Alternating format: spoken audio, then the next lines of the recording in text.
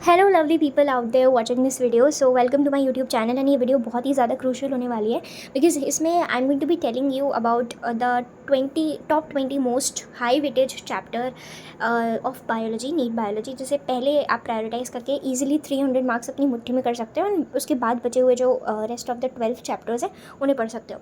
So the very first chapter या very first unit जो किसी के भी दिमाग में आएगी, जो आपको सबसे ज़्यादा मार्क्स और सबसे ज़्यादा कॉन्फिडेंस और सेटिस्फैक्शन देके जाएगी, दैट इज़ जेनेटिक्स। एंड इसका first chapter principles of inheritance, या उससे भी पहले अगर आप मॉलिकुलर बेसिस ऑफ इनहेरिटेंस कर सकते हो क्योंकि उसमें से कंपैरेटिवली ज़्यादा क्वेश्चंस आते हैं। And then principles of inheritance थोड़े से लेंदी चैप्टर है, थोड़े से कॉन्सेप्ट बेस्ड है, लेकिन बहुत ज़्यादा ही इंपॉर्टेंट है। Okay, then third chapter is biotechnology, principles and processes. देखो, मैंने पर्सनली ये चैप्टर अपने बैच यकीन बैच से समाप्ति मैम से करे हुए हैं, बेसिकली लक्ष्य बैच से किए थे, अभी तो मेरे पास यकीन है। तो उन्होंने एकदम हर एक पॉइंट क्रिस्टल क्लियर कर रखा है।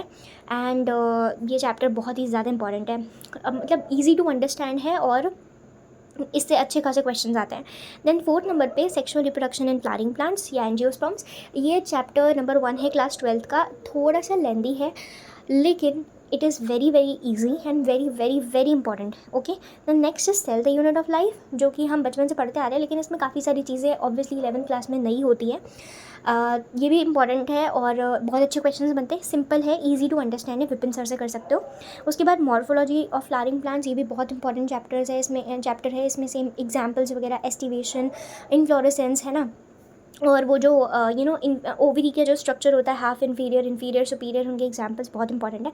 उसके बाद एनिमल किंगडम, ये तो पूरा ही चैप्टर इंपॉर्टेंट है, लेकिन एक क्वेश्चन इसकी जो बेसिक क्लासिफिकेशन होता है स्टार्टिंग में, उससे आ जाएगा, एंड बाकी के 2-3 क्वेश्चन्स जो सारे फाइलम्स दिए हुए हैं उनमें से आ जाएगा। तो ये थोड़ा सा लेंथी है, थोड़ा सा लर्न, मतलब रट्टाफिकेशन की तरफ ज़्यादा इसका खिंचाव है, लेकिन बहुत इंपॉर्टेंट है। 4 क्वेश्चन तो मिनिमम आ जाते हैं इससे। नेक्स्ट इज़ बायोमोलिक्यूल्स, जो हम केमिस्ट्री में भी पढ़ते हैं, बायोलॉजी में भी पढ़ते हैं। इसमें से 4 से 5 ईजिली आप एक्सपेक्ट कर सकते हो क्वेश्चंस। मेजरली इसमें एंजाइम, लिपिड्स और प्रोटीन्स एंड कार्बोहाइड्रेट्स वाले पोर्शन से आते हैं, और सेकेंडरी मेटाबोलाइट्स की जो रिएक्शन वो जो टेबल दे रखी है उससे आते हैं। उसके बाद there is structural organisation in animals, जिसमें से टिश्यूज़ वाला पोर्शन, और उसमें से भी स्पेशली कनेक्टिव टिश्यू।